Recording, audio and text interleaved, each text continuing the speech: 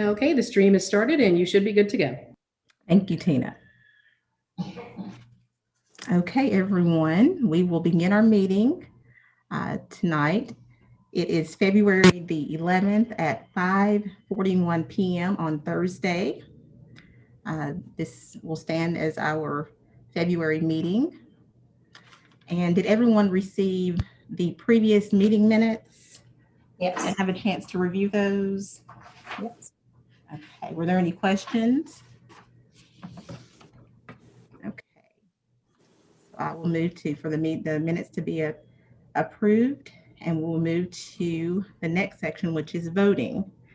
On this, we will be electing a chairperson, vice chairperson, and secretary. So, and again, this is all new. So we'll have to make nominations, of course, for this committee. So board, let me see here. So is there anyone who would like to make a nomination for the ADA chairperson, vice president? We'll start with the ADA chairperson. And I do want to touch on that. Just remind you all that the chairperson will also serve on the grievance committee, just as a reminder. So that the person that is selected, needs to be aware of that as well. Any nominations for? I would like to nominate Craig Garton for chairperson. Okay.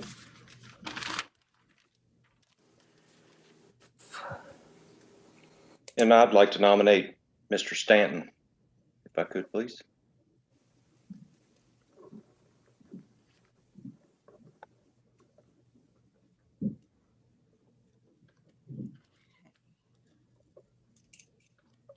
Are there any more nominations?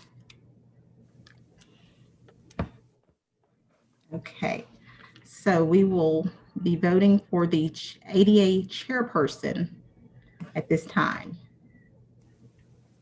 And I will go through and call each of your names here. Okay, so for the chairperson, I'll just go down my list from the board list here. Ms. Brennan. Garton. Okay. And let's see here, Ms. McCauley. Do we just say the name? Is that Yes, I'm sorry. Yes, you can just say the name of right now with the nomination. Who we're voting for? Yes, ma'am. I don't know if you can hear me or not. I think we're cutting out here. Yeah, it's cutting out. Okay.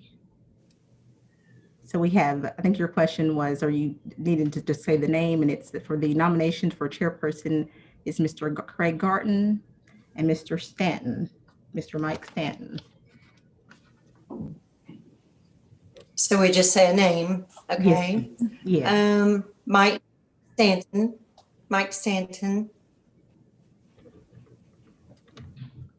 Okay. Here. Mr. McKenzie, Brad McKenzie.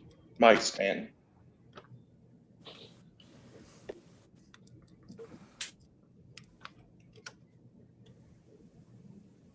Okay, then we have Craig and Mike themselves. So Mr. Garton, Yes.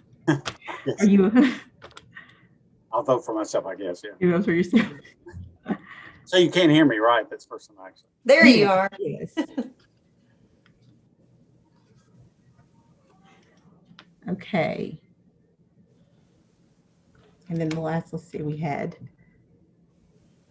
Mr. Stanton and Mr. Brad. You had okay, and then it's Mr. Stanton himself. I think I've lost it. There he is there. I couldn't see you on the screen there. Okay. And are you voting for yourself? I will be. And, okay. To do that. Thank you, Brad, for nominating, and Rachel for voting.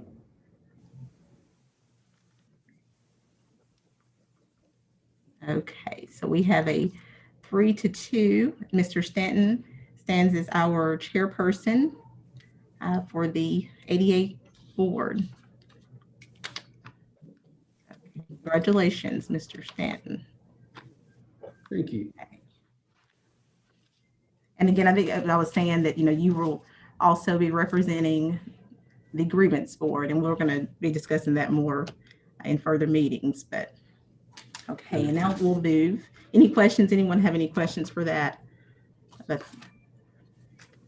if not, we're going to move to the vice chairperson.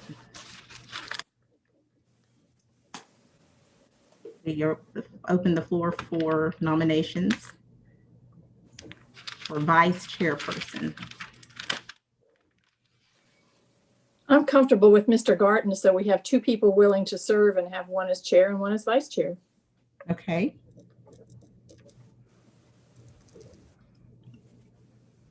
Will there be a second I'll nomination? second that. Okay.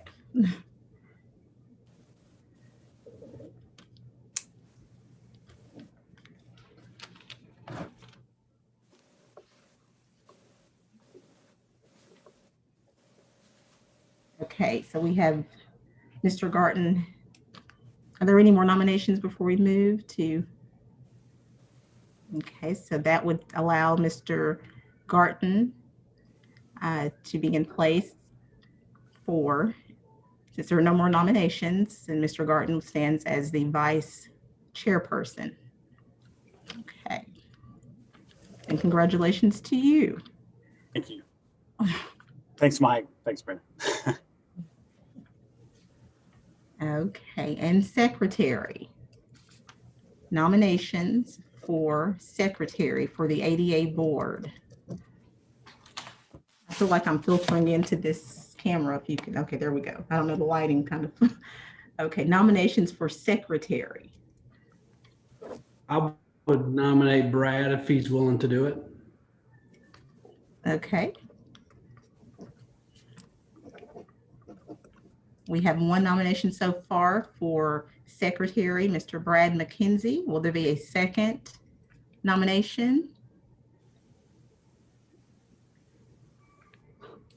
I move we elect him by acclamation. Okay. So we have a complete board. I will repeat it. We have the chairperson. Let's see here. Here.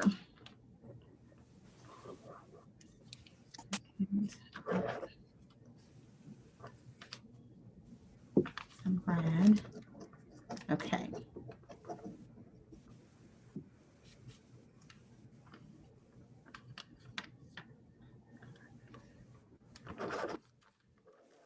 Okay.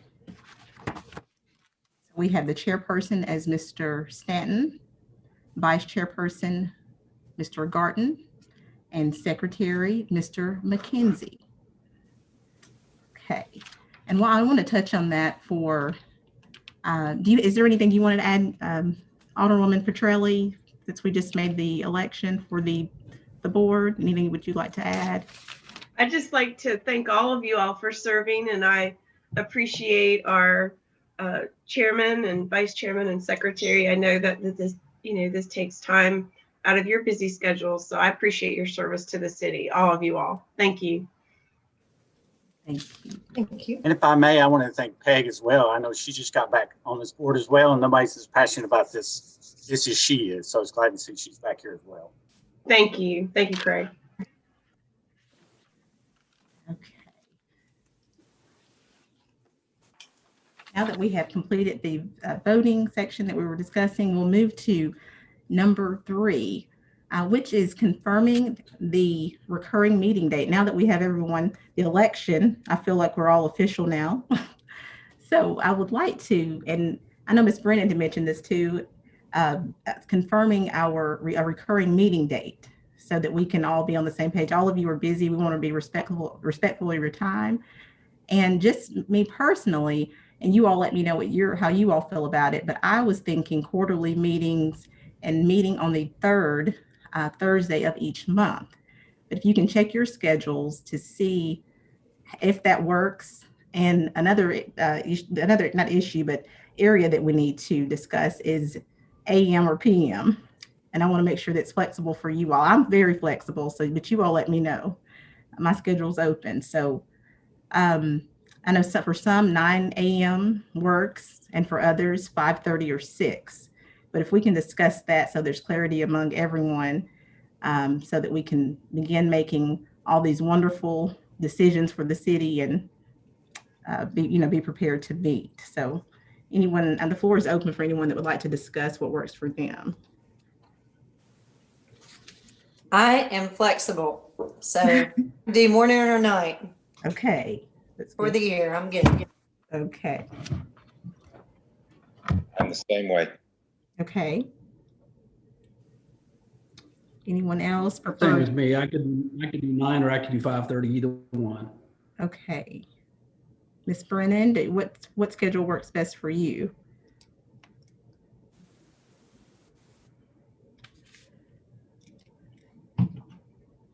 I'm flexible as well. I was just thinking, Craig, maybe those of you, if you have a business, you may be more flexible to do it in the evening after you're closed, but Actually, that's what I was going to say. I could make it work in the morning if it was absolutely had to, but 5:30 would be. 5:30 is better for you. Afternoons, yeah. Okay. how about you, Mike? Do you have a preference? No, I can make 5:30 work. That's not a problem. A lot of what I do are meeting nights on Monday, Tuesdays, rarely Thursday. So I can make Thursday 5:30 work if that works for the rest of the team. I think if we're all flexible and that works for Craig's shop, I think that I'd like to make a motion that and do you think quarterly is frequently enough, Elizabeth? I know that you all can let me know, Alderwoman Petrilli especially, I was thinking quarterly just as a set time, but if we need special called meetings, something's coming up, then maybe that would be a better time, because I know right now we have a lot of projects that's going on. So once they're completed, we could discuss those during the quarterly meeting. But I thought quarterly would be a good time. And then if we need to call special called meetings in between, we could. How do you all feel about that? Because we also I didn't know what the recommendations were from the transition plan. I don't remember there was anything specific in there, and I think we're working that plan. But I know last time we talked about how we want to make sure that someone that's involved in all the projects has some training and direction, that sort of thing. So I didn't know, Peg, you might know this. If we have projects coming up, would there be anything where we would need to weigh in on any particular thing? Because I'd really like to see this group be pretty proactive and not just wait or be something that's not really an operational group that's not involved. I think that will help us going forward to avoid getting behind the 8 ball on some of the things if we sort of have our eyes and ears open and are available to be supportive. Sure. I do agree with Elizabeth. I think quarterly is fine.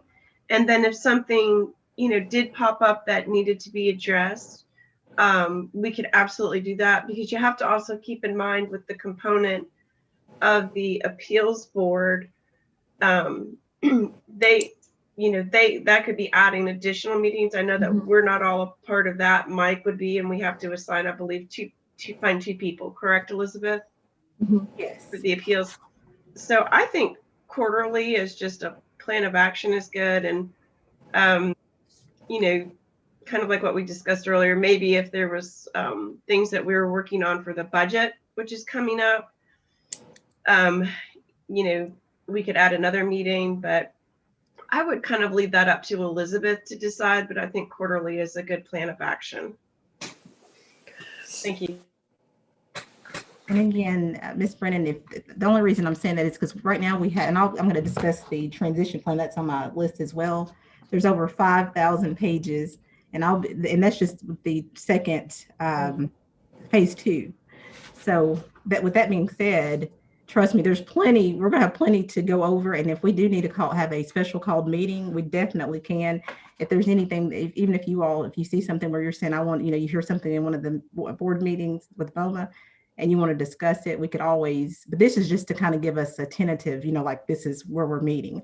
But anytime, always open, anytime that if there's something that you see that you feel like there's a meeting that you want to discuss, we could always call for a special called meeting to discuss it. But this is just, a plan, just getting a plan to get started. Yes.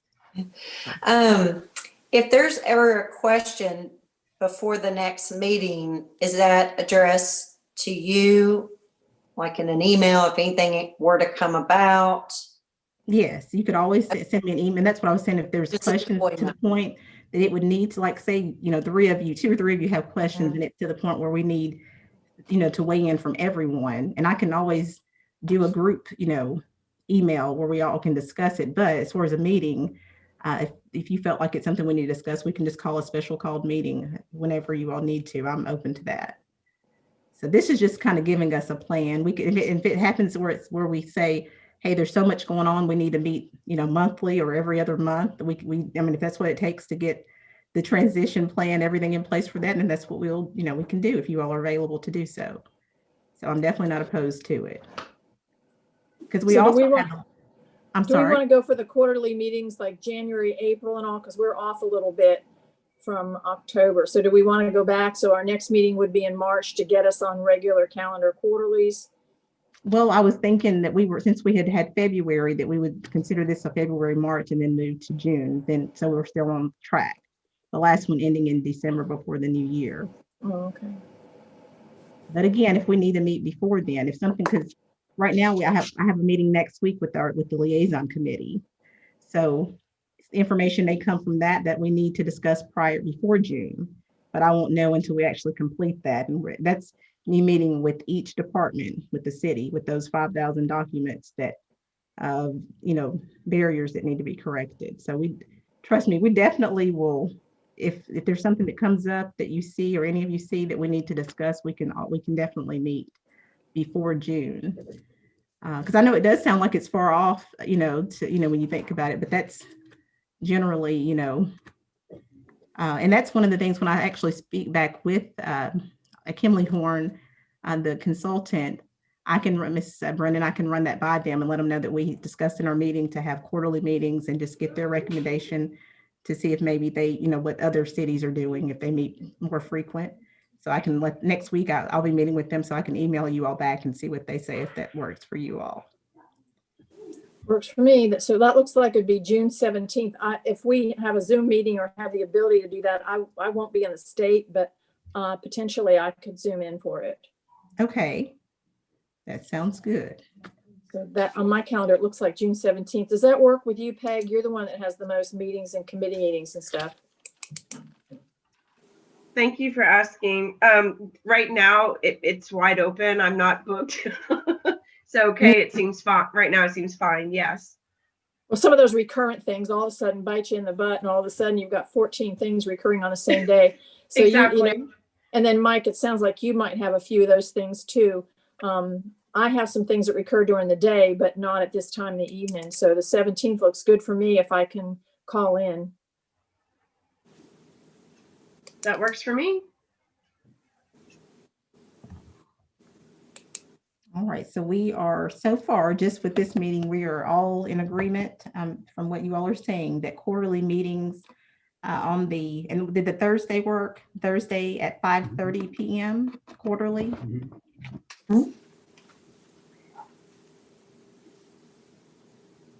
The next order, I'm sorry.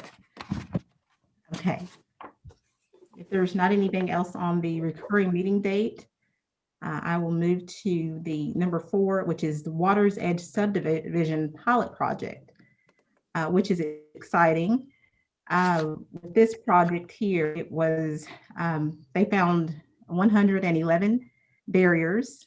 They were checking the sidewalks there, just in that one subdivision. It's off of Sanders Ferry, if you're not familiar. And we took that as a pilot project to have the company, Precision Cutting Company, their PCC, and I think Goodlettsville had also worked with them, and we saw their project first. And again, they found 111 barriers, and they are going to begin to work on that.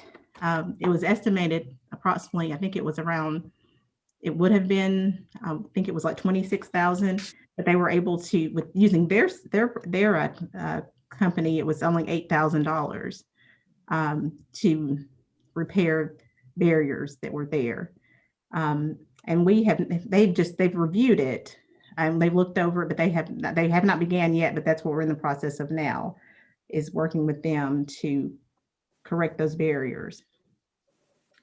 $8,000 for 111 barriers that needs to be fixed? Yes, Is that what ma'am. you said? Yes. Holy moly.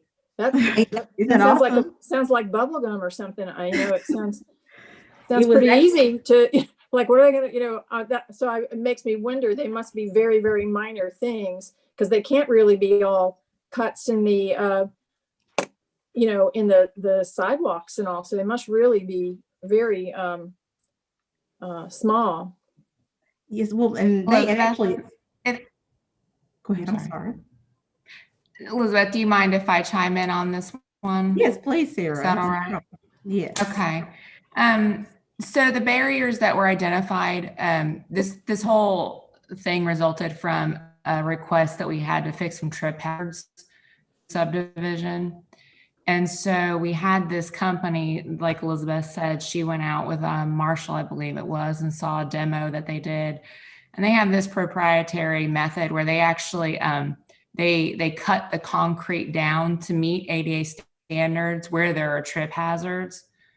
So that's what they're doing. They're not replacing concrete panels. And this doesn't fully address all ADA issues. They did not check for cross slopes and things of that nature. The benefit of this now is, though, that this is an entire subdivision. It addresses a complaint that we've received, and it's very affordable at this time. This subdivision has not been evaluated in our transition plan yet. And our current timeline for repairs within the city is 30 years for all of them, because there are so many. And so decision was made to go ahead and use this as a demo to address the request that we had received for a very reasonable price. So that is why it's not, $30,000 or $40,000. They're not replacing all the concrete, but they will be shaving those down, so to speak, which is kind of exciting. Sarah, do the homeowners know that the work's going to be done? Have you all coordinated with the HOA? Sarah, do you mind if Okay. I? Yes, I was Sorry. going to say, one of the employees with the city is on the HOA board, Oh, good. Caitlin Shin, and she is aware. We have not given them a date yet, but she lives in that subdivision, and she had addressed some issues with us as well. So Oh, very once they good. give us the date, we will be notifying the HOA. Perfect.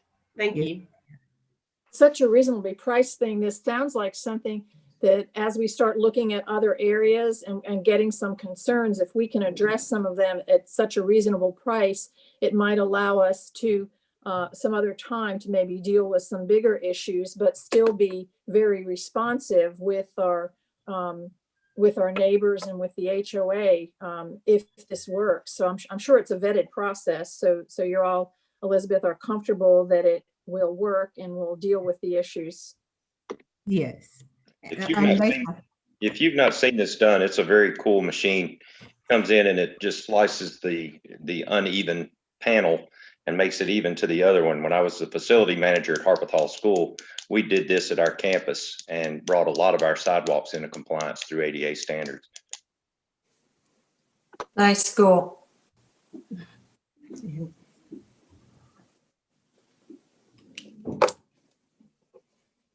Okay. Were there any other questions on the Water's Edge subdivision pilot project? Okay. The next order of business is the ADA liaison training. Now, did everyone receive the training and have a chance to review it? Yes. Yes. Awesome. We had the liaison for the city, each for the fire department, police department, the representative, each liaison had the opportunity to also take the training as well. And it's our website is being worked on to be in compliance. So it's going to be placed on the website for all city employees that have access to receive the training. So if they see any repairs that need to be taken place, they'll be aware as too.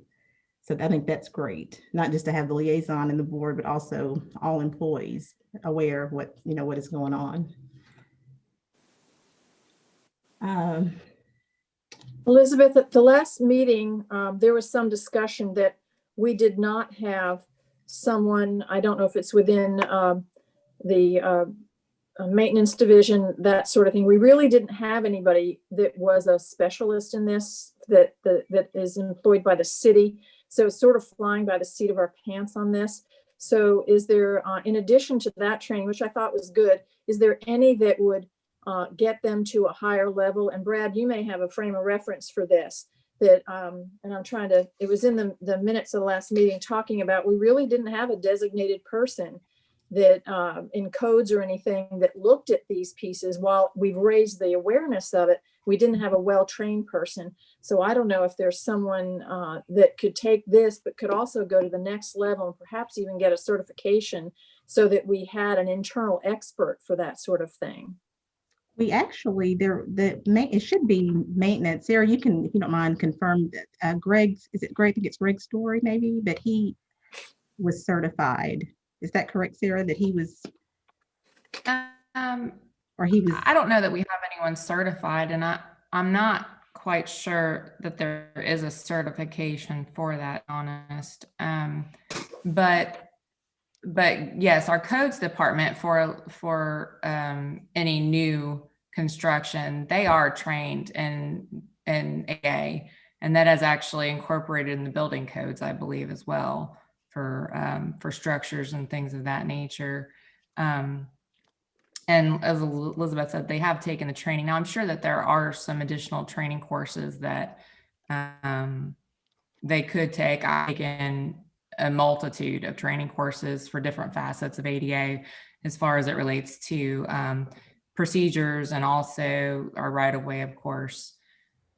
So that's something we could look into. Now, if you were talking about our city staff as far as building maintenance for our city buildings, they also have received training, and we have checklists now that they can use to go through when they're doing new projects to kind of make sure that everything is compliant.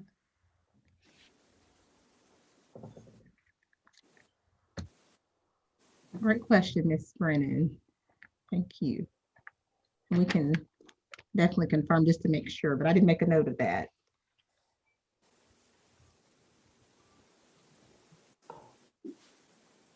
Okay, so moving on, if there's no further questions on the liaison training, was there anyone else have any questions? No. Okay, so then the ADA phase 2, number 6, ADA phase 2 transition plan. That is one of the project I was telling you all about, that is the over 5,000 pages just for the phase 2, which is, Wow. I mean, it is, but you're right, Ms. Wow is correct. But it's awesome that they've identified those. So I'm excited because they have been identified by the consultants before anything happens that, so no one's heard or anything. But I mean, they were very detailed. They looked, from flagpoles to, the drop box for mail. I mean, everything was, it's very detailed. So I'm excited about that. So what we're doing now is the liaison committee, and they were all responsible for taking their portion of the transition plan and going by, looking at it in detail to make sure that everything, if they didn't have any questions, and that's what we're going to be discussing next Thursday. So that's what I was saying, Ms. Brennan. Once we discuss this, the phase 2 with the liaison board, it may, be questions that they have that we need to bring back to the board. So we can go in, further detail with the other meeting if we need to prior to June. But that is exciting that they, the parks, there was so many, there was a lot with the parks. The parks I feel like had the most, from like the volleyball court to having access, being able to, access someone in a wheelchair, being able to access that. It was so many things, but, that you may not think of that's needed. So I'm excited about that. It's needed. Yes. So let me see what other notes I had for this here. Okay, but again, the next meeting, we will have our meeting with Kimberly Horn on next Thursday with the liaison committee. And once we have that meeting, I'll email you all back to let you know if there's anything that, I'll take notes for that. And if we need to discuss it prior to, the June meeting, we can. And so I'm sure they'll come up with some budget suggestions. As Peg was mentioning, they're talking about the development of the budget now. So probably prioritizing those. And I guess the report does that. So when they sent it out to the departments, it was prioritized which needed to go first and then start putting some dollars into it. So Peg, it can go with the 1-year plan and funding in place, and then maybe strategically going out 2 or 3 years. They did. They have prioritized them. And some of the things were like the fire department, literally the day that I sent it to them, one of theirs was like, like a call button that needed to be lowered a little bit. Some things they could do on their own. They've been going in, departments haven't been, doing things that's, minimal or no cost, to just, so we've been working on things like that as well. And they've been reporting back, the liaisons have been reporting back to the things that they're doing. They're emailing me what they've done and questions that they have. And then when it comes to the budget, they did prioritize it based off of, like, I'm trying to think of an example of one, just like parking and just a lot of the things that they could do on their own. We're just trying to really get those completed first. But definitely we will be reaching out to Ms. Peg to give more information on the budget. We talked about having a line item specifically for the ADA. So that's something that Sarah and I have been talking about because the different departments, their questions are, will it be each department responsible for that, for their own, where you have the parks department with so many, and then you have maybe like public works or something that may not have, or, finance, maybe they don't have as many that need to be corrected. So that we are discussing that. That's what I was wondering as well when I was looking through all the training and seeing each department and even, seeing the parks department, I was thinking, how is that funded? And so I'm glad that you are discussing that. Yeah. Yes. And we are hoping for, and working towards, grants and so forth. But, in the meantime, those are not guaranteed, but that is, a plus that we can work towards as well. But Denny and the parks, yes, huge. Mm-hmm. Jeremy, he was in the meeting as well. So it's a lot, but we're an official board now. So it's all we're going to get it all worked out. This may be a question about the schools. When it gets into the schools and the training, whenever it was covering the schools, is that something the Sumner County is responsible for, or are each cities responsible for their own schools? It's my understanding, and Sarah, correct me if I'm wrong, but I'm pretty sure that it is the county, because the county schools, but Yeah. The county. Go ahead, Sarah. I'm sorry. No, you're correct. Yeah. Okay. The school. So it board is the county's responsible. responsibility, not each city, for the schools. If Yes. something needed to be repaired. Okay. Yes. Except for any of the sidewalk that is within our public right of way. Even if it's in front of the school, that would still fall to the city. Okay. Mm-hmm. I'm glad they're sending you this stuff in an email, and it would seem, and I don't know, Peg, I don't know how Arlene runs the finance committee, but if they'd want it aggregated as ADA compliance, which we had talked about before, that becomes very apparent what we're doing that way, and it doesn't sort of get lost in some, because we need to take credit for all the things that the department directors are doing. But it may be a better way to budget it that way, that you have it all together. And while it's broken out by department, it doesn't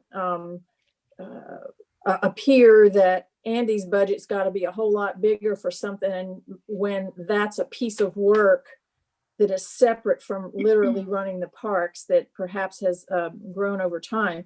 And so you can always watch that and of what they've got, because you wouldn't want to say, well, we need an across the board budget cut and it more adversely affect the ADA pieces in the parks than, like you said, in the finance department, so that we can provide the direction to stay on track if we have to make some cuts about how do we do it. And then between the department heads and this group, we and our consultant, we look at what the priorities might need to be in terms of rearranging any money if that becomes necessary. But certainly the Public Works needs to work on that because, listen to all the things about roads, Peg. We need to make sure everything we do and everything we build doesn't tear up something we just did or vice versa.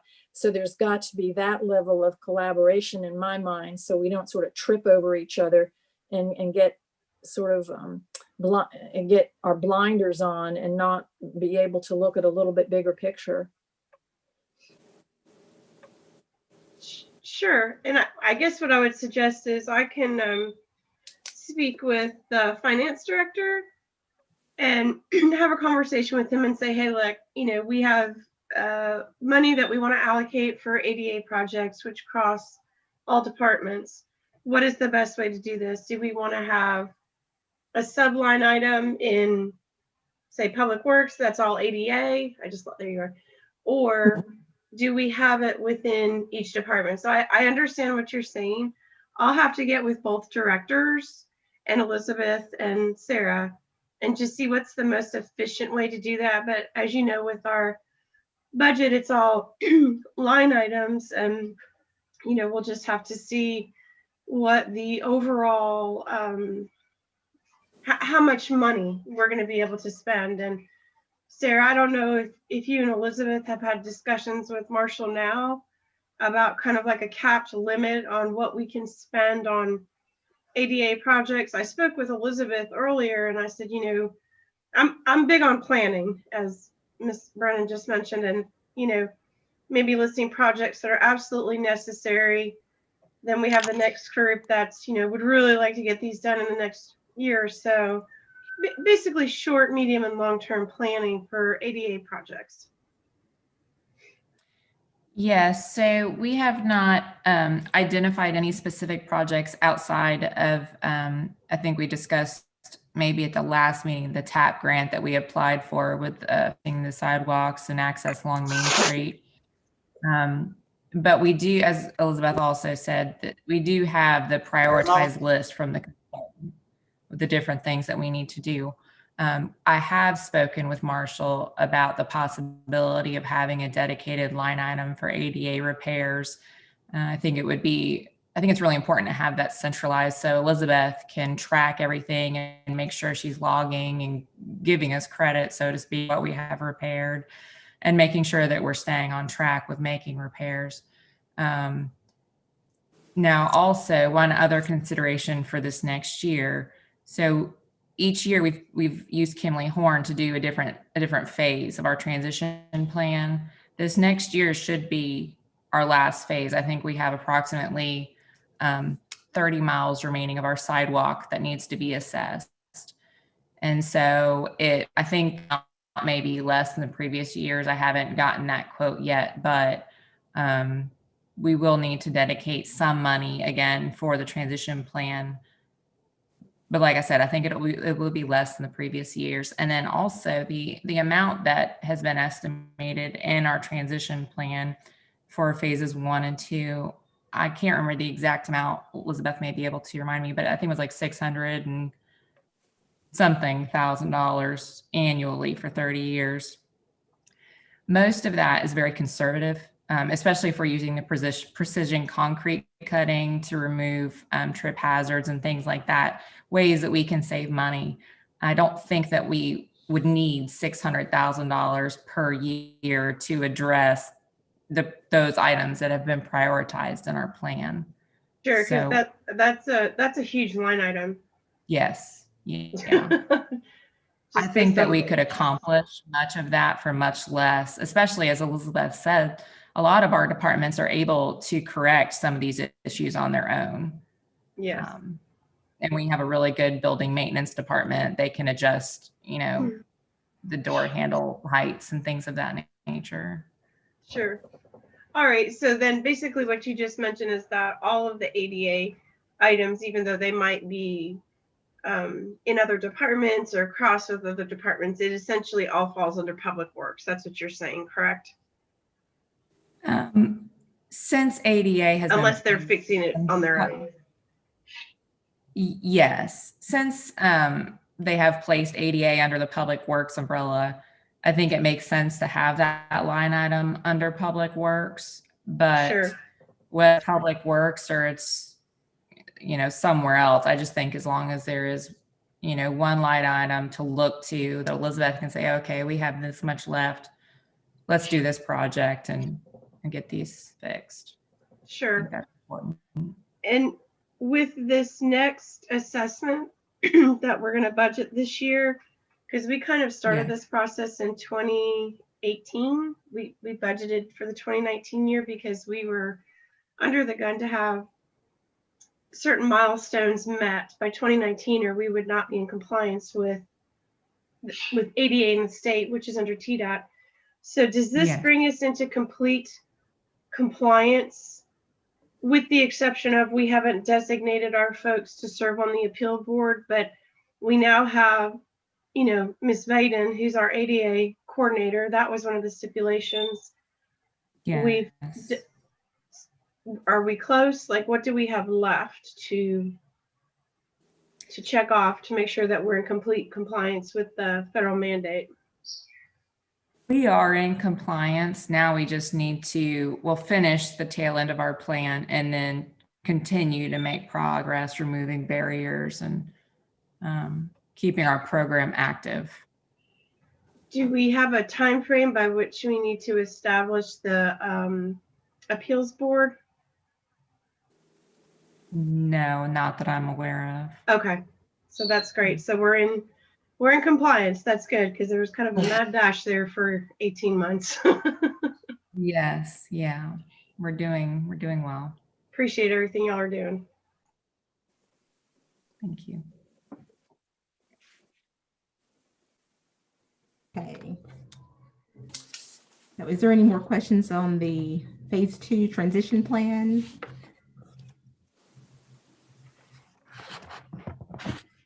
And again, we will be meeting with Kimberly Horn on next Thursday. So I definitely will be I'll email you all to highlight some of the things that we just have discussed. And even if it calls for a special called meeting, we'll do that if we need to. Number 7 is the other business. Does anyone have any other business that needs to be discussed? Well, Elizabeth, I had brought up to you, and Peg, I need your help on this. At the January 12th BOMA meeting, there was something that went into the consent agenda, and it was ordinance 2020-38, and it was about handicap discrimination procedures and ADA discrimination procedures. And I know there wasn't discussion because it went into the consent agenda, but when I looked at that, if it's referring to the same thing as our grievance procedure for this committee, which is ordinance 1995-1, and then I think it's chapter 3 where it talks about grievances, they seem to conflict. So I wasn't sure if it was a different thing or I was misunderstanding of what that was. And it also now has language which already has now become obsolete, so we'll need to tweak it either way. But I just wasn't sure because it seemed to contradict what's in our original ordinance, chapter 3.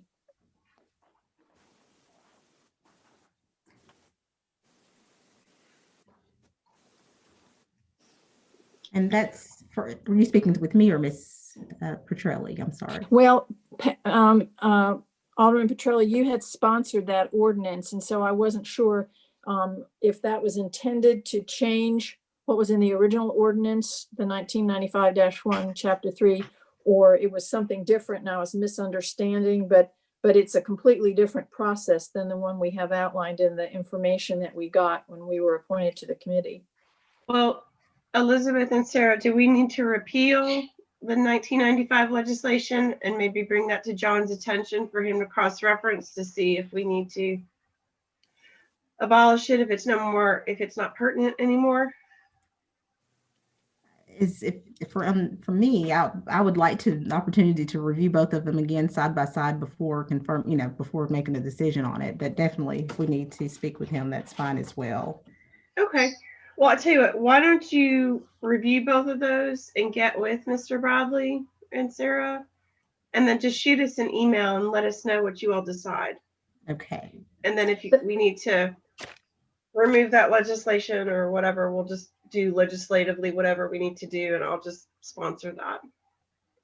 And the thing about it is the new one, it does, the language has to be changed now, but it sort of takes this group out of the grievance business. It says it goes to the city administrator, COO. The old one said the mayor, so whatever the position is. And then it says it goes to the general committee. So it never goes to the grievance committee as originally set up, which was Mike Stanton as the chair and 2 representatives with disabilities, is the way it originally said. So it takes that piece out. And to me, when you take particularly the residents with a disability out of it, it sort of takes that piece of involvement of an affected party out of the grievance review. And I think there's value in that, definitely from a perspective that I may not have, but also from one in terms of being responsive to those in our community with a disability, that they're included in helping manage a grievance. As you were speaking, Ms. Brennan, I was pulling up but we definitely, for me, we definitely will review that with him and put it side by side just to make sure, because we want it to be, correct. So let me see here.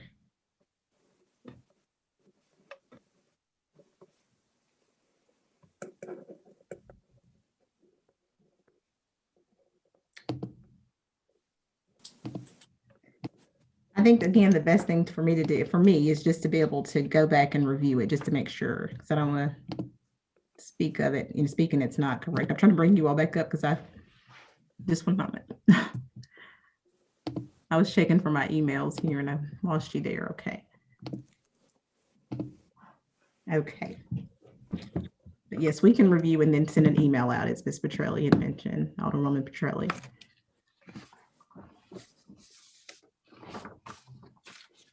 And also on other business I wanted to discuss, we do need to, have you had a chance, Ms. Brennan, to speak with anyone with a disability? That was one of the things that we discussed also. I did approach someone I know in the community that has a disability. He has since had some additional medical problems, but I thought I understood that we had already talked to someone, and I think, Peg, you had someone in mind as well that might be someone with a disability that could serve in that grievance group. But I don't mind approaching that individual again. And I think if he's physically able, I think he would be interested in serving.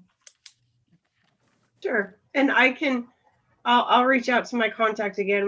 We kind of got a little bit of time here since our last meeting. I just need to know, are there any specific stipulations or just somebody who meets the threshold of? I don't think it's specific, Peg. It just says that 3 members appointed by BOMA will be the chairperson and 2 disabled community members that are not members of this group. Right. So it's 2 people that are not members of this group that are in that. And I think we might need to wait till Elizabeth looks at this other ordinance with our original one, because the new one just takes them completely out. It's not mentioned at all that we would have someone with disabilities in that process, because it goes to the general committee. So we might need to resolve that issue and say, if we're going to stay with it, that we want that involved person, then we will. And I don't mind approaching the gentleman I was thinking of. Okay, well, let's get a definite answer. Elizabeth, you and John Bradley get together. Yes. Seems like we need to work on those 2 pieces of legislation being contiguous, meaning they work together and not against each other. And then making sure, maybe get with the consultant and just have him take a look at the language of the appeals board. I don't even know if that's appropriate language to say a disabled member. I'm not really sure. Rachel, you might be more up to speed on that, but I don't know, in my gut, it just strikes me as a little bit inappropriate. So maybe there's a better way that ordinance can be written, for the Right. appeals board. And so maybe once we get like those housekeeping items taken care of, then we can go forward with actually looking for citizens to fill those roles. Yeah. Does that make sense? Yes. Yeah. Okay. And Ms. Brennan, can you send me the one that what you actually have? Because I'm looking at, is it from, it says chapter 3, is that, can you maybe send that to me? Yes, it's the stuff that was sent out when we came on the board. It's old. You can tell it's been copied a million times. It's Yeah. ordinance 1995-1. Okay, I have that one here with me. And then there's chapter 3. It's a separate page. It just says chapter 3. My page note, it says section 2-301. Yeah. And then some other things. So yeah, I'm not really at a place where I can scan it to you. I don't know when I'm coming home Okay. over the weekend, but I can send you that. And then the one that was on the BOMA agenda, it was from the 12th, but it's ordinance 2020-38. Okay, and you're saying the 2020-38 was the one that was conflicting with the 1995-1? Yes. Okay.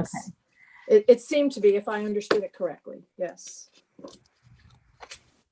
Okay. All right.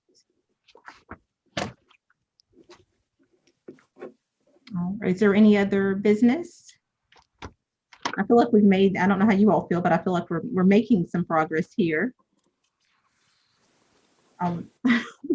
Brad's going, yes, we feel. Okay, so if there is no further business and no one else has any other questions, we can adjourn our meeting. It is now 6:33 p.m. on February the 11th, 2021, and the meeting is adjourned. Thank you all for coming. Thanks, everybody.